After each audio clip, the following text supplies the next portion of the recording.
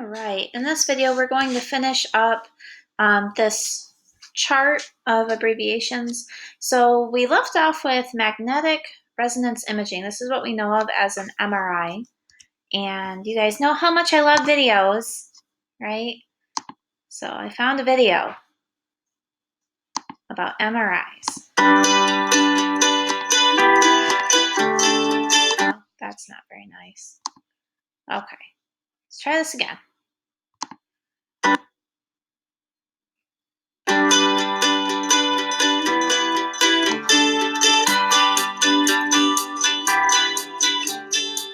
MRI is a way that we're able to image children. We can image any part of their body. It uses magnetic waves instead of radiation. It takes a little bit longer than the CAT scan to perform, but it's a very accurate and very sensitive way to image the inside of a patient's body. An MRI can take anywhere from 30 minutes to over an hour. The length of the procedure depends on what we're looking at. Usually an MRI requires that the child lie in bed and go inside the machine, so inside a long tube. And that would require either sedation or general anesthesia.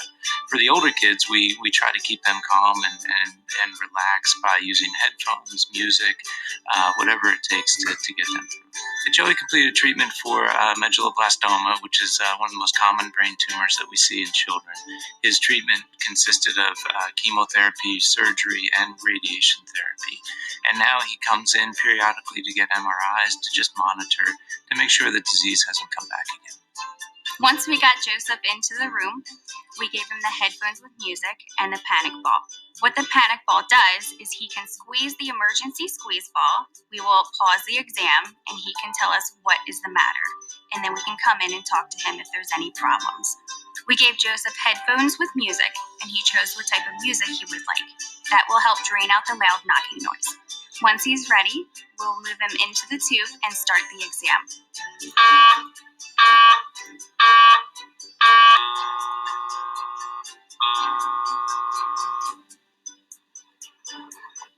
Very good. Next one's going to be 5 minutes. You're doing great. Since Joseph's exam needed an injection of contrast, more than halfway through, we went in and did the injection of contrast. What the contrast is meant to do is to go to areas where there's lots of blood flow, and tumors typically have lots of blood flow, and that helps highlight the tumor that we're looking at, so we can see even small tumors without much difficulty. Most MRIs need to be read by people that are specialists in MRIs. Frequently, if we do a chest x-ray or more common imaging like that, we can give families very quick reports. In most cases, we can get the result back to the family the same day or the next day. An MRI really gives us the best picture inside a child's body for many tumors that we look at, whether it's in their arm or leg, whether it's inside their abdomen or their chest, or whether it's in their head. An MRI gives us a very clear picture and allows us to look at the tumor from many different angles. It's a great way to help surgeons plan for procedures. It's a great way to help radiation oncologists plan for treatment. It's a great way to monitor response after treatment.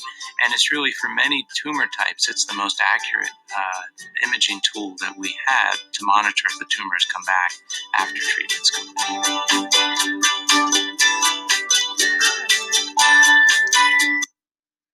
So, it's a little bit about MRIs, type of scan. You can use it for just about any part of the body. Okay. Now we have MS. So this can have multiple meanings. The easiest one is musculoskeletal. This means pertaining to the muscles and the skeletal system. So muscles are bones. They generally are interconnected because muscles move the bones, but the bones provide structure and support for the muscles. So it's kind of a give and take relationship. So it can also mean multiple sclerosis and mitral stenosis. So multiple sclerosis is a neurological disease. It's an autoimmune disease where the body kind of attacks itself. And I have a video for it. Videos. And then there's the mitral stenosis. So this talks about the hardening of the mitral valve in the heart. So I have videos for both of those. Okay, so first let's start with multiple sclerosis. All right, let's do this. I don't want it to not expand on me again.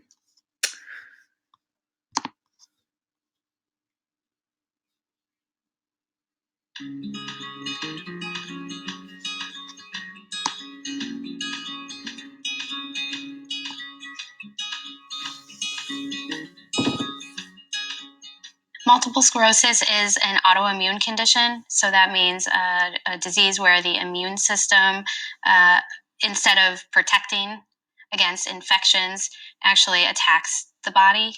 And it is an autoimmune condition of the brain and the spinal cord. That's the central nervous system.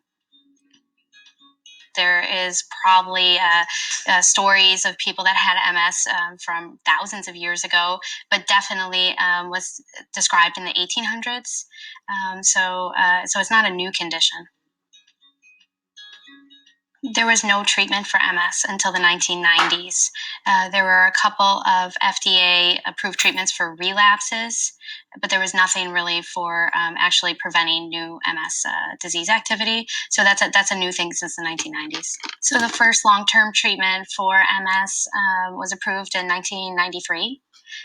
Since then, we've had many more treatments that have been approved, and the field is still really growing and changing year by year. But it really is a recent phenomenon that we have treatments available for our patients. It's been thrilling to know that we have different options available now, even than when I started as a doctor. It really, in knowing that the patients' lives have been impacted in such a positive way, that's been a wonderful thing. All right. So, tells you a little bit about MS, the history of it, what it does. So it attacks the actual neuron. So where you saw where it had like the body and it had all these sprigs coming off of it, that's the body of a neuron cell, which is the functional unit of the nervous system. It had a tail coming off of it. That's called the axon, and over top of it was the myelin sheath, and that's what actually gets destroyed during MS. So without that, the nervous system signals get kind of distorted.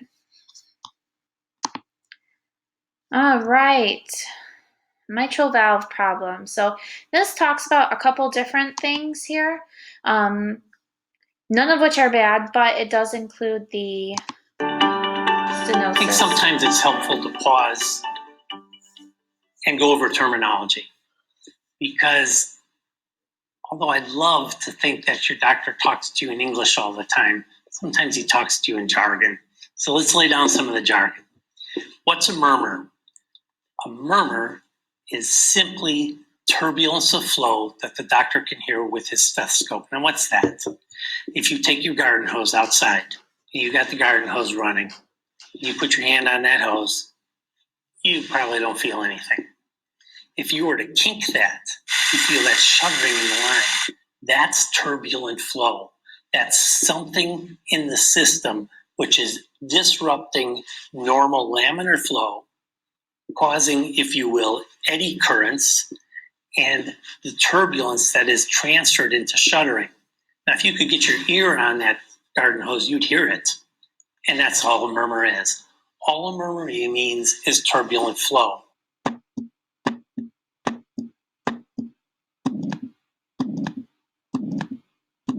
A loud murmur is not necessarily worse than a quiet murmur. It just indicates that there may be a problem present, or the disturbance in flow may be so minor that it's inconsequential. Okay? As far as valves are concerned, we already mentioned the aortic valve. The normal aortic valve has 3 leaflets, and they block the flow of blood from regurgitating back into the heart. The mitral valve has 2 leaflets, and they are called the anterior leaflet and the posterior leaflet, very simply put. If a valve is stuck shut, the common term for that is that it is stenotic or has a stenosis, does not open all the way normally. If a valve is leaking, it can be called insufficient because it isn't sufficiently stopping the flow, so it is insufficient. Or sometimes, because the flow that has been ejected is regurgitating back through the valve, it's called a regurgitant valve.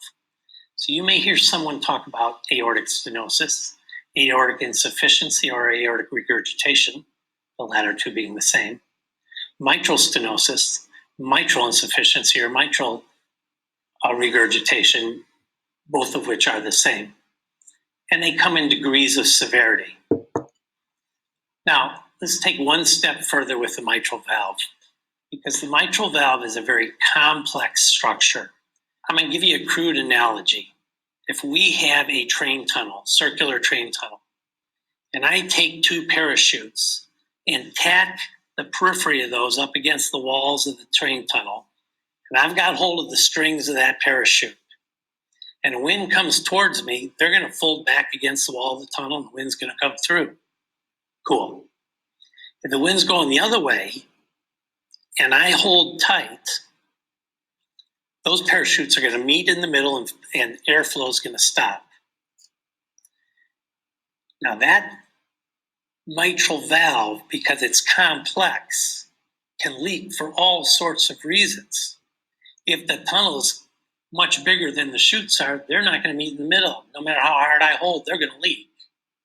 If I don't hold, if I let go of the cords, which are called the chordae tendineae of the mitral valve, that valve's going to leak. If the cords break or rupture, that valve's going to leak. So it can leak for all sorts of different reasons. It can leak because where it's anchored gets too big, the chordae tendineae break, or the muscle that's holding the chordae tendineae gets loose, or the mitral valve itself gets destroyed by some disease process that causes it to shrink back. So you will hear your doctor talk about aortic stenosis, aortic insufficiency, mitral stenosis, and mitral insufficiency, but they may have different causes. There are various causes of each of those disorders. So I think that's an awesome video. It kind of goes in depth, but he explains everything really, really well. So medicine, even though it sounds complicated, it doesn't always have to be. There's just a name with some sort of process or something that's happening, and they put a name to it. All right. So medical technologist, we already did. Oh, you know what? I think I did medical laboratory technician before. Technician is a lower level of training than technologist. Technician can have an associate's, whereas the technologist needs to have at least a bachelor's. All right, nitrogen. This is an element from the periodic table. It is an example of an organic element. So anytime anything dies or degrades, it releases a certain amount of nitrogen into the air. And I mean, we naturally breathe in and exhale nitrogen all the time. An excess of it is bad, but also not having any is also bad. But nitrogen, element off the periodic table. Na, this is not applicable, means it doesn't apply or it's not relevant to what you're talking about. So this is an N/A, all capitals. Then we have sodium. Sodium is one of the most important, I would say, coenzymes in your body. This means that even though it's an element, it's a vitamin in your body that serves a purpose. So the majority of your energy is provided by what's called a sodium-potassium pump. And you have them all over your body, and they exchange sodium and potassium across membranes and effectively produce energy. So you have to have sodium in your body in order to have energy to move, to breathe. You have to have sodium in your body for your heart to beat right. Too much sodium is bad, but not enough sodium is just as bad. NA, this is a nurse aide or a nurse assistant. This is a certificate level class. It takes about 3 or 4 months to complete. So they're trained in vitals assessment, and basic patient care. They generally can be employed in hospitals or long-term care facilities are generally where you will see them. All right, NaCl.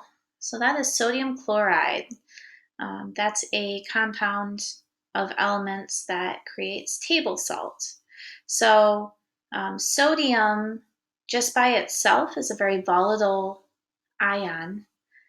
So when it's outside of a stable environment, like if it's just sitting out on a table, okay, you can't have just straight sodium. The actual form that we can eat is sodium bound with chloride. Okay, so that is table salt. So that concludes our Chart 7 medical abbreviations. So we'll dig into chapters 3 and 4 of medical terminology and get through those so that this week we can kind of hit the ground running on the integumentary system for chapter 7.